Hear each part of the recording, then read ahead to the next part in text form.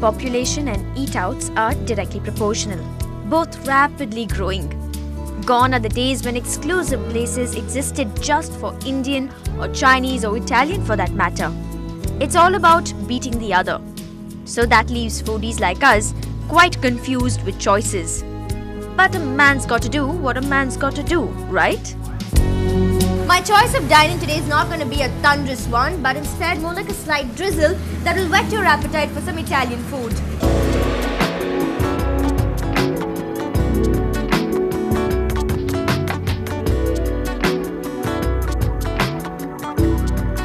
Situated on the all-round-the-year busy ECR, Drizzle has been in service for a good year and a half. Good because of the variety on the menu. A multi-cuisine stopover for a hungry roadie, or a good chill-out zone for ardent hookah pullers. Being a restaurant on the ECR, the first attraction is for the expats and the NRIs who are around here in this area. And knowing that our customers have been asking for more of Italian food on this road, and we thought we would capitalize on that. And it was our partner Karthik as well who has been very instrumental in introducing the Italian menu into our already existing bit of continental and Mediterranean food. So that's the reason why we have Italian food in our menu now.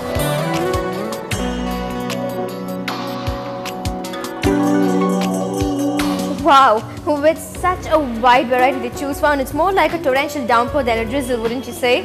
Okay, jokes aside, I'm actually here for the Italian cuisine which has just recently been introduced into the menu, and I'm here to taste it and tell you firsthand why you guys should visit this place. So as I studied my menu very closely and tuned out all distractions around me, or so I tried, I couldn't help but hear those thirst-quenching sounds of water running down the glass walls. The interiors of the restaurant are quite cozy, with the chairs draped over the low-lying dining area. The placement of the hookah section is a clever idea, keeping the smoke centered, literally.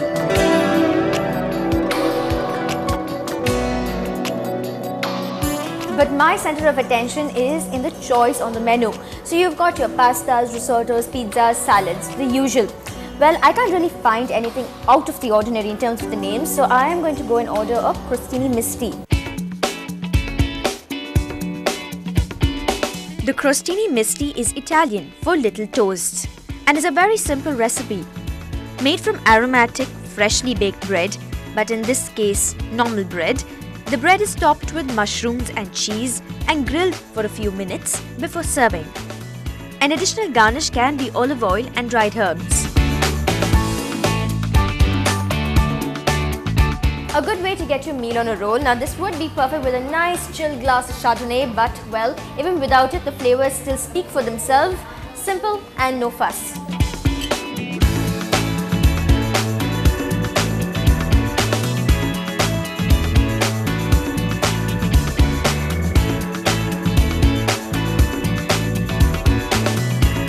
Moving on, my Drizzle special pizza was a thin, crusty base of pizza made with mushrooms, peppers and cheese.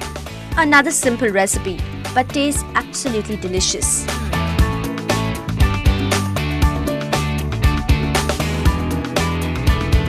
The base is a little salty for me, but might I add that could also be because of the variety of cheese they've used in this pizza. What I think really comes across for me is the aroma in which the wood oven pizza has been baked.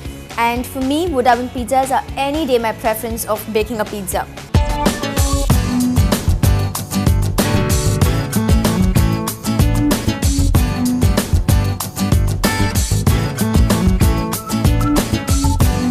Drizzle had surely drizzled its charm all over my simple meal.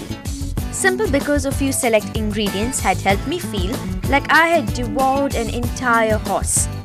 But hey, I still had 2 courses to complete. Well, I am a foodie at the end of the day. Now my next order is my favorite, my personal favorite actually, and it's something like I think of as a safe order when I'm out dining, and that's a chicken stroganoff. Originally a Russian recipe, the beef stroganoff evolved with variations in meat and preparation of the sauce. What started as a red sauce served with minced beef changed from country to country to become what it is today. This is a commonly ordered dish in America, Australia, even Brazil, where they call it fricassee. So chicken stroganoff is actually made with white wine and caramelized onions. But over here what I have is a more Indianized version with some colorful peppers, chicken and this really nice and spicy, sweet and spicy rather, pepper sauce. Now I feel it's a little bit more Indianized and my accompaniment, or rather my sides, is a portion of French fries and some grilled vegetables.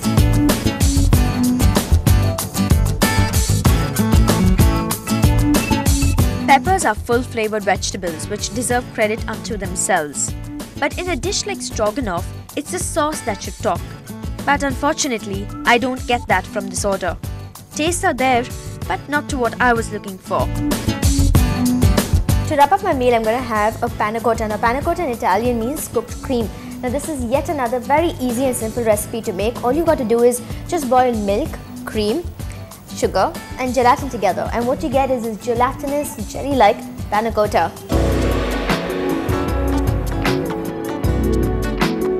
Panna cotta is most famous in the northern Italian region of Piemonte, which is believed to be the birthplace of this recipe.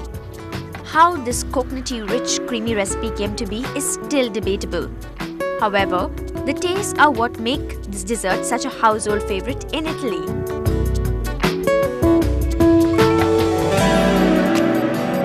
My meal was simple and sumptuous. Now the Italian menu here is still under the process of trial and error, but with a little bit of fine tuning, I'm sure they will be spot on. But that aside, the flavors of the food were definitely there. Now what I really like about this restaurant is the beautiful ambience that they have and the drizzling water. And remember, you guys can come here and have a meal. All you got to do is just answer this week's competition question and you can win yourself a free meal coupon from here. And until we meet again, remember, let the flavors of good food drizzle its charm on you. In which animated movie does the main character compare himself to an onion? A. Tangled, B. Alpha and Omega, or C. Shrek? Send in your answers to feedback@ndtv-hindu.com.